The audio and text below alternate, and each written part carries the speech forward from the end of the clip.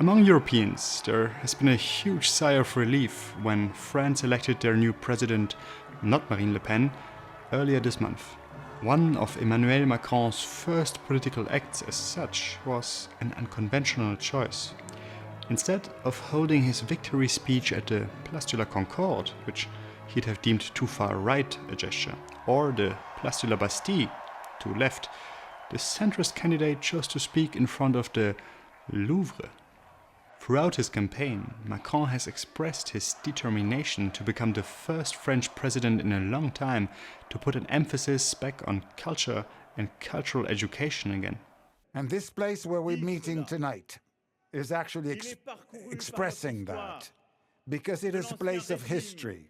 Europe and the world are waiting for us to defend everywhere the spirit of the Enlightenment that has been come under threat in so many different places. They're expecting us to carry forward a new form of hope and humanism. It was exactly 502 years earlier that Francis was crowned King of France, the first to support the spread of humanist learning in his country. He not only established the Louvre as residence to the French kings until Louis XIV moved it to Versailles, but also set the foundation for the art collection now on display there. Already in the first year of his reign, he invited Leonardo da Vinci to France, where he stayed until his life's end, and among the works he had brought with him was a painting now basically synonymous with the Louvre. In the years to follow, King Francis would invite numerous artists from outside to work for him, including the Italian painters Rosso Fiorentino and Francesco Primaticcio, whom he commissioned to decorate his favorite residence, the Palace of Fontainebleau. From the same generation as those painters came another Italian, whom the French king invited into his inner circle, a musician he prized above all others, the lute player Alberto da Ripa, or as Francis called him, Albert de Ripe.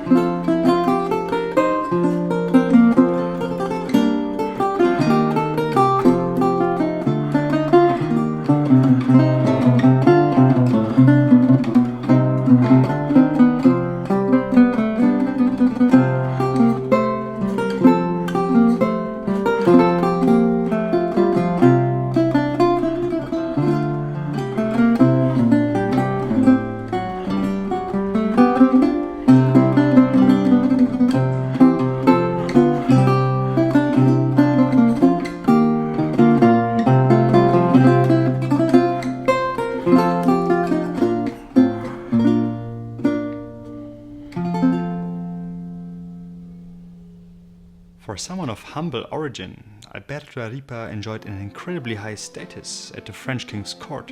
He was paid an enormous salary in gold, received several noble titles and even land. Francis must have been very proud of having Alberto under his patronage, as he brought him along to important diplomatic occasions, such as meetings with King Henry VIII of England or Pope Paul III, who in turn brought Francesco da Milano.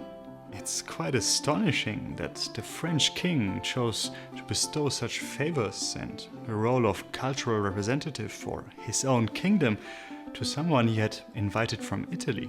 By speaking of a new humanism in front of the Louvre, President Emmanuel Macron certainly also nods to King Francis I, at least indirectly. It's a gesture that suits his self-made image of being a young, innovative and cultured ruler who's open to Europe and the world. Please, come to France. You are welcome. It's your nation. We like innovation. We want innovative people. Monsieur le Président, je vous remercie de tout cœur d'avoir pris le temps de regarder mon émission Mémo cette semaine encore. Je souhaite vous féliciter pour votre élection et la vision de la France que vous proposez. Une France de culture, une France d'humanisme. Cependant, pour achever de redonner à la France ses lettres de noblesse, dans le soulage du grand roi François, il vous manque encore une chose. C'est pourquoi je me propose, moi, Lukas Henning, luthiste allemand, de vous proposer mes services. Vous pouvez même m'appeler Luca Henna. En effet, ce serait un véritable honneur pour moi de vous aider à ramener la culture au sein de votre vieille nation et de rendre la France grande à nouveau.